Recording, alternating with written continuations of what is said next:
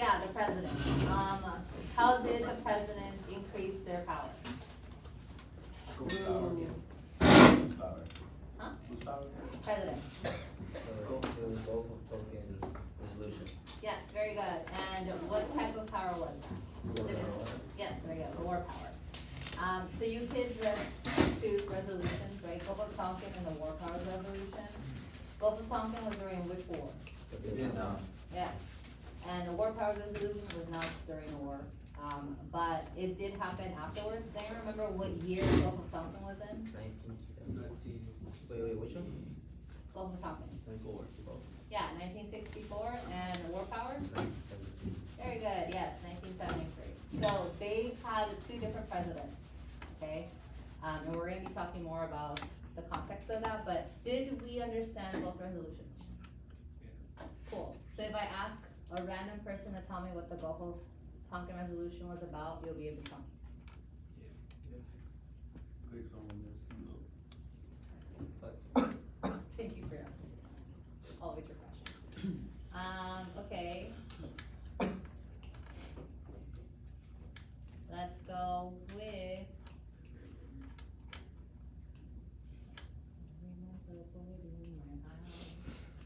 Oscar. Gulf of Tonkin, what was that one about? It's basically Congress giving up their power to declare war to the president and giving the president full support and introducing the armed forces in Vietnam to stop the spread of communism, because communism was what attacked the United States naval ships. So that resolution was giving them president power to declare war. Very good, yes, that's exactly what the Gulf of Tonkin was about. Alright, war powers. Anyone from this? Okay. One, Julian. Is that it? No. We were all like, I mean, I wasn't even here. See, Brian.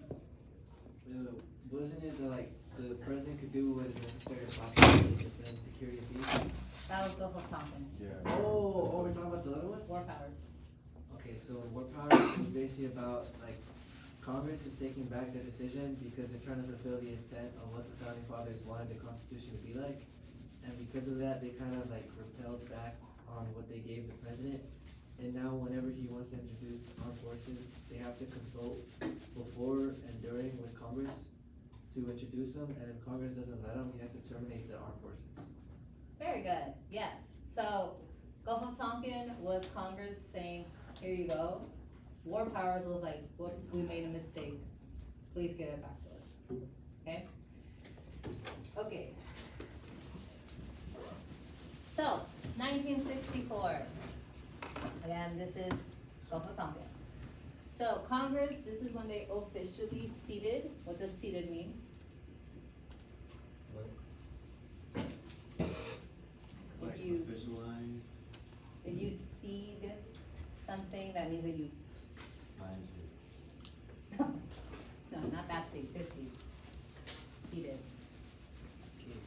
Your two armies, one cedes against the other one, and so the other one wins. Concedes. Yes, very good, yeah, conceded, surrender, you give up, right? So, it officially, essentially gave up its role in war by authorizing Lyndon B. Johnson, okay? That is the president you have to always remember when it comes to the Gulf of Tonkin resolution. Lyndon B. Johnson. Now, he became president after which president was assassinated? JFK. Yes, very good, JFK. Now, Johnson never really wanted to be president, honestly, but now he kind of had to step up to it, and step up to it he did. This dude was from Texas. He always carried around, well, not always, but he, not when he was president, but he tended to carry a gun around. He was like a stereotypical Texas white dude, right? With the hat, the gun, the boots, everything. But when he became president, that kind of changed. He was more straight-laced. But that attitude was still there. And a lot of people, a lot of Republicans, thought that he was going to be very conservative, but he wasn't. He was actually the one who signed what act? In the something movement. Civil, The Civil Rights Movement, yes, he was the one who actually signed the Civil Rights Act. It was him. So Johnson was also a very scary dude, and he essentially wanted to destroy Vietnam. Okay, very scary. He wanted to destroy any type of communism that was spreading there at the root, right? So he wanted it just to be gone. So this is the reason why he wanted the Global Tonkin Resolution to pass. And a lot of people in Congress were like, ooh, maybe we shouldn't pass it. And what he did was he called those people to his office. And he essentially intimidated them until they agreed with what he wanted. He used intimidation tactics. That was kind of what he did. It's specifically, right, it is actually stated in the resolution that the president is able to do whatever is necessary. What power is this? Elastic. Yeah, it's the elastic clause, right? They're not only giving him the war powers, they're giving him the necessary and proper power within the war power as well. So the president could freaking bomb anyone that he wanted, and does he have to ask Congress's approval? No. No, he does not. He could just do it unilaterally, right? So he himself has the power to do this. And I guess, the justification for it was CETO, which was the Southeast Asian Treaty Organization. So this was all of the countries in Southeast Asia that were scared of communism. And they did not want the communist regime to come to their country. Now, a lot of this fear comes from the fact that what the Soviets were using was not communism. They called it communism, but it was not communism. What was it really? Yeah, authoritarianism, right? It was dictatorship. It wasn't communism. So they knew this, so they really, really needed someone to help them out. Of course, the US involved themselves here. Now, this is what was really crazy about this particular resolution. It had a unanimous vote of yes, right, in the House of Representatives. Not one single representative in the House said no. Okay, Johnson got to all of them. He really did. And this was something that had really never been seen before, especially because Congress was giving up their only active power that had to do with war. Really the most important power that had to do with war, which is declaring war. And they just kind of gave it up to Lyndon B. Johnson. Now, what were they so determined to do? Why the hell would they do this? Why? Stop the spread of communism. Yeah, but why? What kind of drives people to do crazy, stupid things like this? Power. They were giving up their power though. Influence. Safety. Okay, it has to do with safety. What drives people to just act in, very good, yes, fear, right? They were terrified. I mean, there was a specific time in American history called the Red Scary. Yes, very good. The Red Scare, right, in the 50s. And this had not just really gone away. They were still very scared of communism, okay? Especially because the Soviets had a lot of what? Nukes. Yeah, they had a lot of nukes. Which are not fun.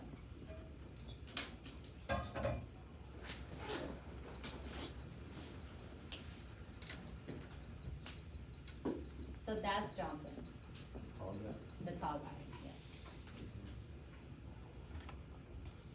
And this is what he would do, essentially. No, they're not.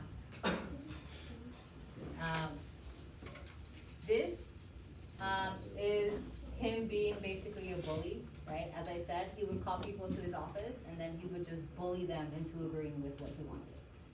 And that's exactly what happened with people who wanted to vote against the Global-Tonkin Resolution. He heard about it and he would just call them over and he would just bully them. And it worked, obviously, because everyone voted for this. Okay, so then we get to 1973. so this is when they kind of try to go backwards, right? They try to remedy the mistake that they had done in 1964, because they had a different president. And this president was not as intimidating, well, actually, he wasn't intimidating at all compared to Johnson. Wait, why is that? Why was that? Yeah. Because no one really respected the guy. It was Nixon, right? It was Nixon, yeah. So the War Powers Resolution was mostly because they did not want Nixon to have this power. They took one look at Nixon and they were like, absolutely not. He cannot have this power. Nixon is not someone that they essentially liked or respected. Now, Nixon vetoed this. But what can they do with the veto? Yeah, they can override it, right? And they did, which is the reason why it was able to pass. So, in order for the president to use anything that has to do with the army, they have to consult with Congress. And this is something that was very different from the Gulf of Tonkin resolution, because they didn't really have to do that then. It was up to the president's determination. So, they also have to report within 48 hours any type of deployment of the troops.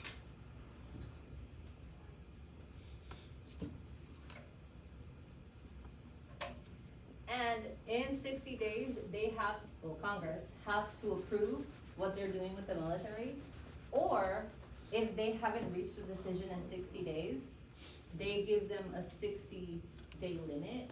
It's kind of like the president is renting the army, right? They're renting the army for 60 days. And if they so choose, Congress is willing to extend that rent for 60 more days. So that's, I guess, kind of the way that you can look at the War Powers Resolution. If Congress does not act affirmatively, if they do not say, yes, go ahead, use the army, we're gonna declare war, the troops have to come home. Like, there is no and ifs or buts about this, the troops have to come home. Now, this is all fine and dandy, but do you think the presidents actually follow this? No, they really don't. It is very rare the times that a president actually does all of these steps. And what can Congress do about it? Not much. I mean, what does Congress have control of? Well, that's true, they could impeach the president, but what do they have control of that is more kind of, it's faster. The president holds the sword, Congress holds, yes, the purse. So what can they do with the military? Just take away all the money, right? You need money to feed the army, for the bombs, for the weapons, for everything. If you just take away the money, you can't really use the army anymore. So they could potentially do that, but they don't. Has there been a president that has followed this? Or no? I mean, yes, like Obama kind of followed it, Ford kind of followed it, but not to the letter. They followed it enough that Congress wouldn't complain.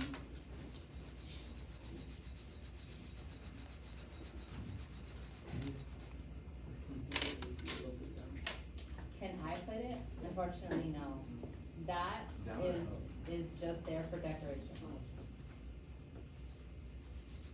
Are you hot? No, I'll finish it. Oh, yeah. I can't control the air.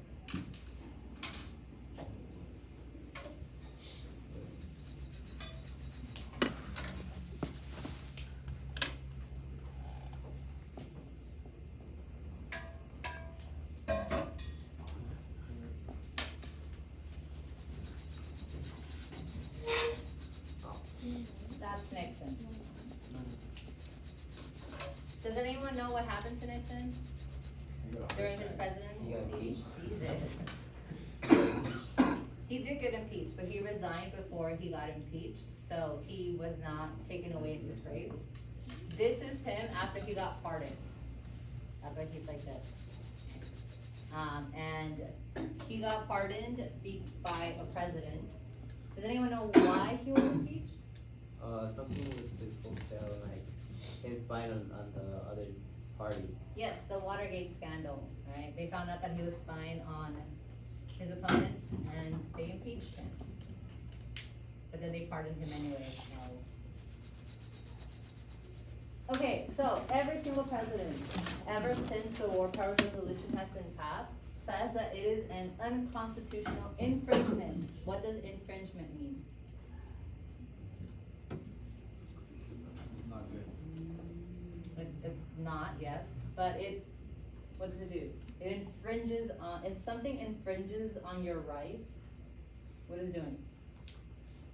It's like this. Yeah, it's going against your rights, it's taking it away, right? So this particular resolution, they argue, is an infringement on their authority as commander-in-chief.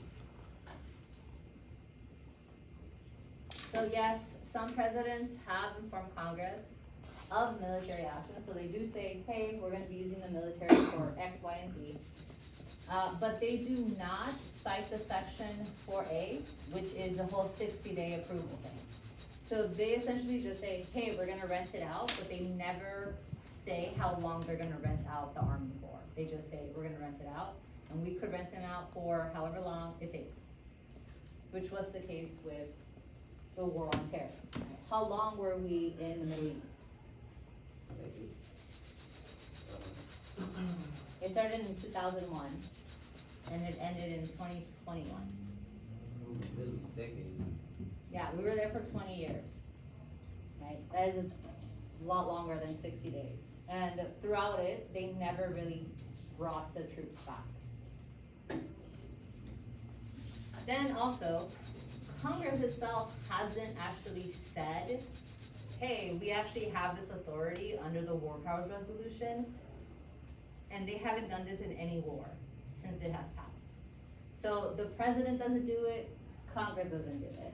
So the resolution is really just a freaking piece of paper that is sometimes followed.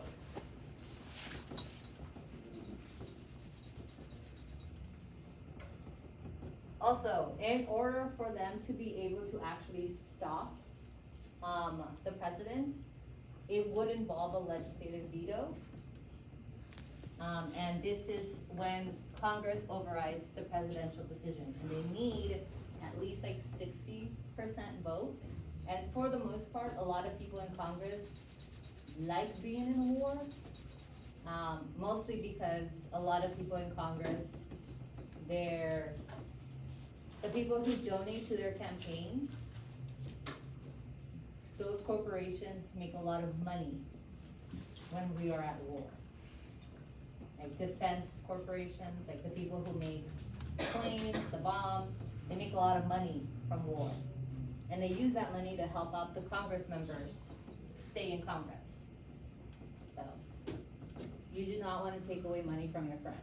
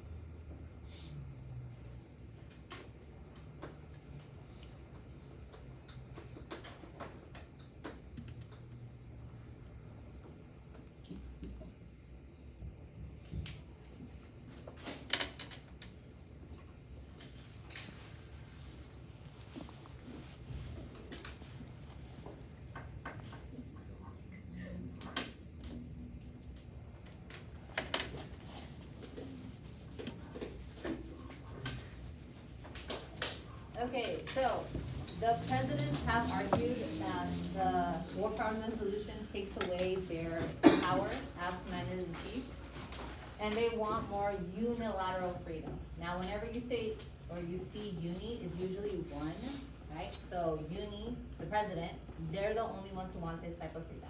They don't wanna go through Congress, they don't wanna go through anyone. They're the ones who want to do this.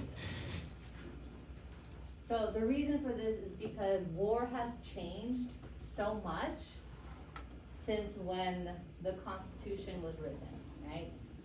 Sure, they had guns back then, but they definitely don't have the type of weapons that even people in the 60s had, let alone right now. So the presidents are arguing that modern warfare is very, very quick. Everything happens so quickly.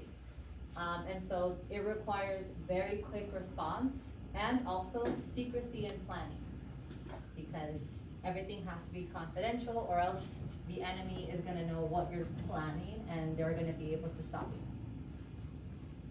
you. There's also nuclear weapons involved now. And as we all know, nukes can't really be stopped once they are sent out. It's like trying to stop one bullet with another bullet. It is incredibly difficult to do so, and this is the reason why a lot of presidents argue that we shouldn't have to go through Congress, through everyone, and everyone knows what we're doing, because then the enemy's gonna know what we're doing. So an example of this was the Berlin crisis. Does anyone know about Berlin? What happened with Berlin? They didn't know the wall, no. The Berlin Wall, Where's Berlin? it's in Germany. I thought it got taken down. Huh? It did, but this was when it was still up. Oh, yeah. So, okay. Very bad drawing of Germany. This is Germany. This is West Germany. This is East Germany. West Germany belonged to whom? So it's saying, Belonged to France, the UK, and America. Oh, the other one was like Italy or something. No. Okay. The Soviets, Oh. right? Because what did Germany do in World War II? got a bunch of people. They did, yeah, there were a bunch of Nazis here, right? So they wanted to take away the power of Germany, so they split them up. The Soviets and these three were allies with each other, because they all fought against the Nazis. So, at the end of World War II, they said, let's split up Germany, right? Okay. Berlin is the capital, and it's on this side. But because Berlin is the capital of Germany, they're like, okay, the Soviets cannot have the capital. It's cheating, right? That's where all the power is. So what they did was they split up Berlin into West Berlin and East Berlin within East Germany. Yeah, it's really stupid, I know, but I'm not saying they were smart, right? So they had a wall around West Berlin, so that no one on the Soviet side could go into West Berlin. You're following? But they're already like, it's already in east, so they can just go around. No, the wall's all around West Means Berlin. why didn't they just like move the capital to like the line? Because all of the infrastructure was already there. Like all the records, all of the power was already there. It was gonna Just take like- too long. Just like move it. They didn't. They just didn't. I don't know why. They just didn't. So, the Soviets, for some goddamn reason, they started to hate, well, no, it was a pretty good reason. They started to kind of like try to get more, and the Soviets were like, stop. And so they started to get more, and then they started fighting against each other. So, what the Soviets did was they blockaded West Berlin. So they made it so that they wouldn't be